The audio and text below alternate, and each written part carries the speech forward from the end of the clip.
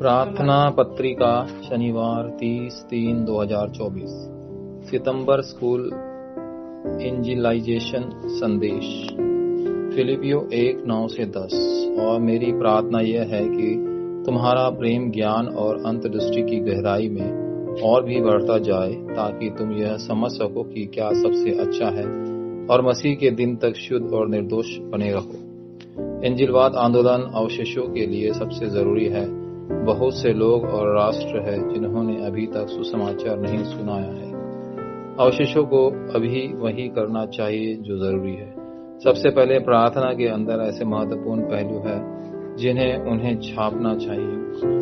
ये है त्रिएक सिंहासन का आशीर्वाद, 3 युग, अतीत, आज और भविष्य, ब्रह्मांड का युग, 5 अधिकारी, ऊपर से 5 अधिकारी, CVDIP, वाचा, यात्रा और 3 परारंग। जो अंकित है वह जड़ पकड़ लेता है तो यह एक बाजरिन बन जाएगा।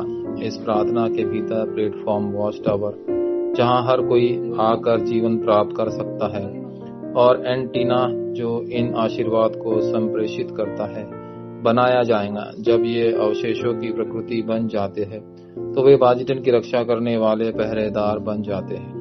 इस समय उन्हें अपने परिवारों और वंशों के लिए नियुक्त किया जाएगा। यहाँ उनके जीवन को संपादित करने, योजना बनाने और डिजाइन करने के सभी उत्तर सामने आएंगे। स्कूल में वे बाजिटन बन जाएंगे और वे भविष्य को अपने क्षेत्रों में भी लाएंगे। फिलिपियो की पुस्तक पौलुस द्वारा लिखी गई एक चिट्ठी है जब वह कैद में था और यहाँ उसके सबसे बड़े दुख का समय था। पहला, जो लोग पीड़ित है उनके पास जो आश्वासन होना चाहिए। फिलिपियो 1:9-10। हालांकि यह एक कठिनाई या संकट की तरह लग सकता है, वास्तव में ऐसा नहीं है। बचे हुए लोगों को यह समझना चाहिए कि सबसे अच्छा क्या है। यही सब कुछ है। यूसुफ मिस्र में एक गुलाम के रूप में नहीं गया था, बल्कि एक मिशनरी के रूप में गया था। और मूसा एक दत्तक पुत्र के रूप में मिस्र नहीं गया था, बल्कि सुसमाचार की गवाही देने के लिए गया था। दूसरा, जो लोग पीड़ित है उनका रवैया। फिलिपियो 2:1-6। मसीह जो मूल रूप से ईश्वर है, मानव रूप में आया और उन्हें दुख उठाया।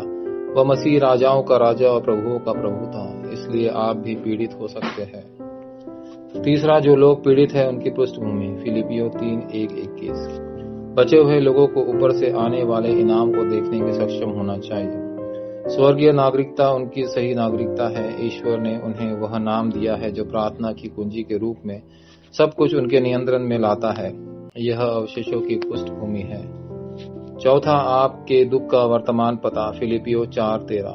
उनके द्वारा जो मुझे शक्ति देता है, यह अवशेषों का वर्तमान पता है। पौलुस ने ईश्वर के राजा का आनंद लिया और फिर रोम तक गया।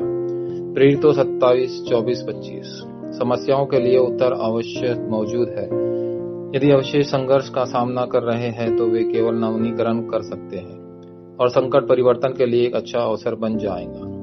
वाचा प्रार्थना। प्रिय ईश्वर, शेष युग खोलने के लिए धन्यवाद। कृपा अवशेषों को अपनी कृपा बुद्धिमान प्रदान करे ताकि वे धोखा न खाए, ताकि अवशेष कभी से तैयार कर सके।